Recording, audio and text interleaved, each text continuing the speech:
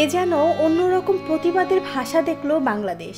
বর্তমানে শঙ্কামুক্ত আছে 24-এর গণ অভ্যুত্থানে চোখ হারিয়ে ক্ষোভে বিষপান করা 4 যুবক। বিষপানের পর তাৎক্ষণিকভাবে তাদের শহীদ সোহরাওয়ার্দী মেডিকেল কলেজ হাসপাতালে ভর্তি করা হয়। তারা হলেন শিমুল, মারুফ, সাগর ও আখতার হোসেন। তাদের চিকিৎসার সার্বিক দায়িত্ব নিয়েছেন বিএনপির ভারপ্রাপ্ত চেয়ারম্যান তারেক রহমান। রাজধানীর জাতীয় চক্ষু বিজ্ঞান ইনস্টিটিউট ও হাসপাতালে জুলাই ফাউন্ডেশনের প্রধান নির্বাহী কর্মকর্তার কাছে পুনর্বাসন সহ 2 দাবি জানাতে এসে বিষপান করেছেন জুলাই গণ অভ্যুত্থানের আহত 4 তরুণ। আহতদের একজন বলেছেন, এই সরকারের কাছ থেকে কিছু পেতে হলে আন্দোলনে নামতে হয়, শান্তিপূর্ণভাবে কিছুই চাওয়া যায় না। আমাদের চিকিৎসার জন্য কেউ এগিয়ে আসেনি।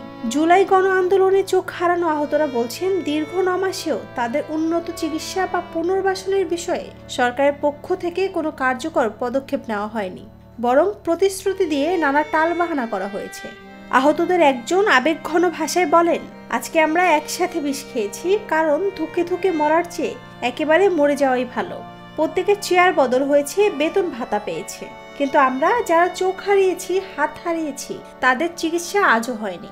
তারা হুঁশিয়ারিও দিয়েছেন, যদি অবিলম্বে কার্যকর ব্যবস্থা না নেওয়া হয় তবে আমরা আবার আন্দোলনে যাব। এই সরকার যদি আমাদের রক্তের মূল্য না বোঝে তাহলে এই সরকারের প্রয়োজন নেই। নুসরাত জাহান শম্পা, নিরপেক্ষ নিউজ ডেস্ক।